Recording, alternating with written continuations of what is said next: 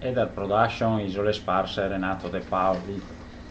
Oggi è domenica 12 febbraio 2012, domenica 12/02/12. Vabbè, a chi interessa la numerologia. Noi invece oggi raccontiamo un po' di musei e scrittura venetica. Quello che vedete nell'immagine è la Badoera, opera del Palladio, fatta a Fratta Polesine, nel gorgo dell'incrocio delle acque tra il Po e l'Adige. In questa ala, da questa parte, è stato realizzato un museo nazionale che contiene numerosi reperti molto interessanti, visitato l'anno scorso. Quindi è un invito a tutti a recarsi a Fratta Polesine a vedere sia la villa del Palladio, formata da un corpo centrale e dalle barchesse laterali, nel momento in cui si è decisa la transostanziazione completa del Veneto, ovvero la nuova economia cominciava a essere la coltivazione del fondo del fiume, delle isole. Qui invece abbiamo un appunto scolastico che parla della progressione della scrittura, ovvero abbiamo che nell'8000 avanti Cristo, oggi viene chiamata rivoluzione neolitica,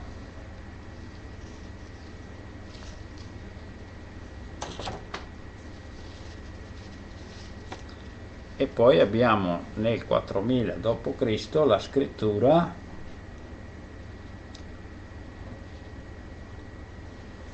nascita della scrittura, inizio della storia nel 4000 a.C.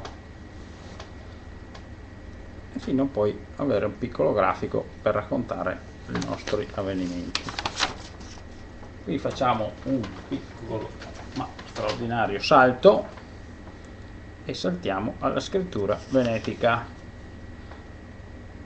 che si trova nel Bellunese, patria dei Veneti.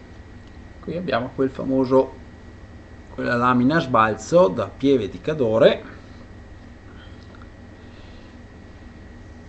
Anche lì sopra il municipio c'è un bellissimo museo, bellissimo per chi conosce un po' di lingua prelatina. Questa laminetta in scala 1:1 pressopoco, ritratta da me Renato De Paoli l'anno scorso, porta incise delle parole venete, oltre che il cavallo rappresentare uno dei simboli più importanti.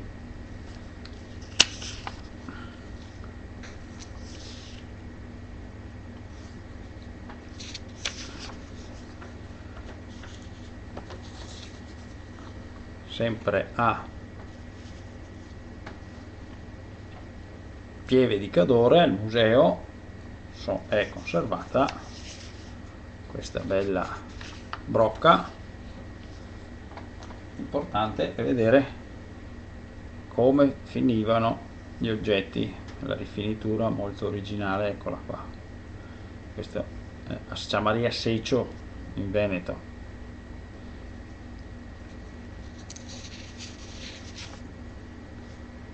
Poi abbiamo tante, sempre in occasione della rievocazione dell'agosto del 2011,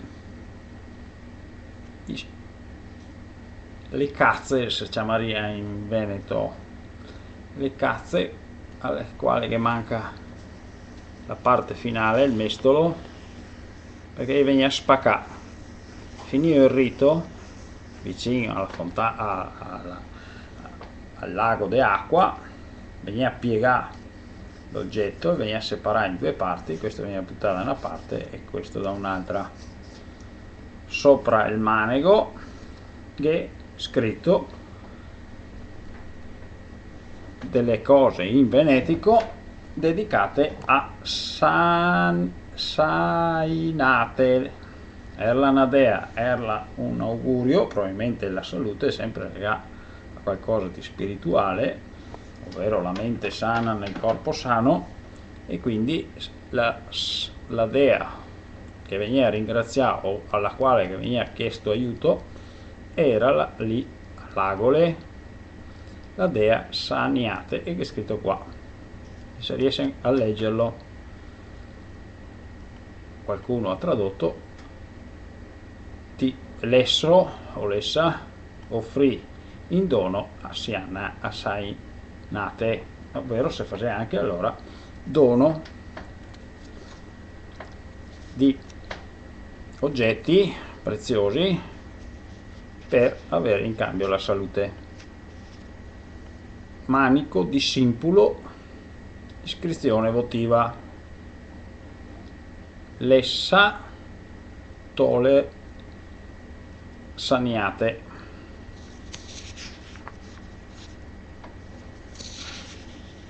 Sempre da agosto 2011 dal museo, ecco, sempre di Pieve di Cadore, lì nel Bellunese,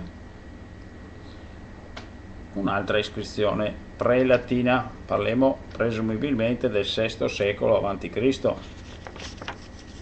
Le datazioni non erano citate nelle teche. Questo è sempre un altro simpulo, o saria una cazza, detta in Veneto, alla quale che sta a cavare la parte finale.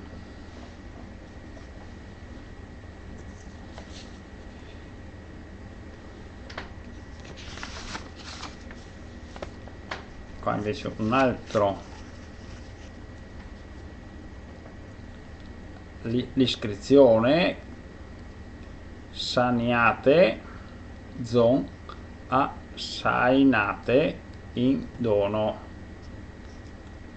Questo oggetto le sta dato in dono alla dea Sainate per avere la salute, come anche adesso se va a Monteberico, se va a Lourdes, se va di qua e di là per avere indietro la salute, allora si fa doni implorando la divinità.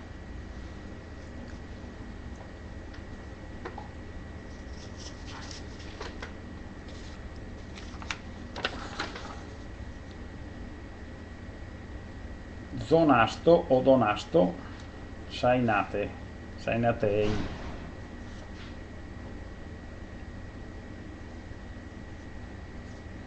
Qualcuno traduce Escachiva, liberto di aspetto, donò a Sainate trumusicati.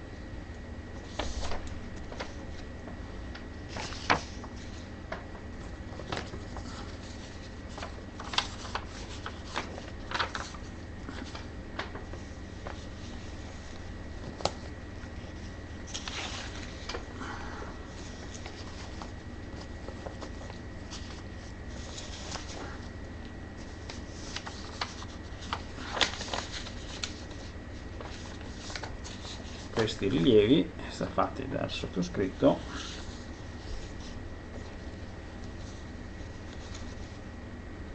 Trumusicate isonom, è frutto e seiko offrì a Trumusiati in dono.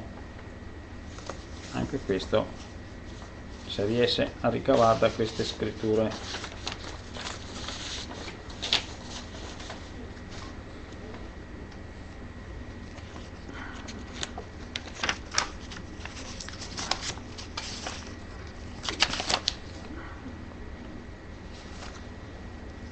Questo è un altro simpulo, ovvero manego de cazza, serve per tirare sull'acqua.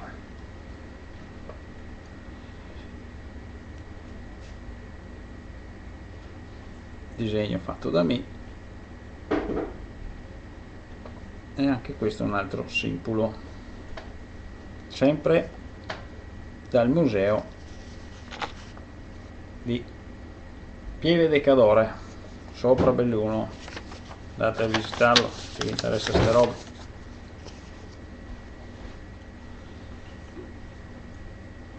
Sania, S N A I S O N I K C O S T Z Z O N A S X T Z X Z Z, che poi lascia anche Z.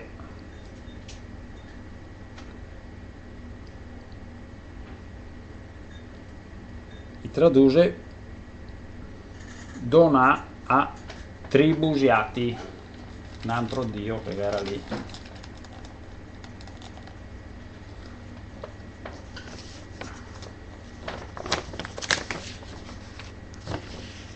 Questa è un'altra immagine, disegno di un contenitore, e questo invece è il luogo dell'Agole dove si faceva questi riti. Va bene? Grazie cari amici se mi avete ascoltato, e dal Production Isole Sparse, Renato De Paoli, alla prossima puntata.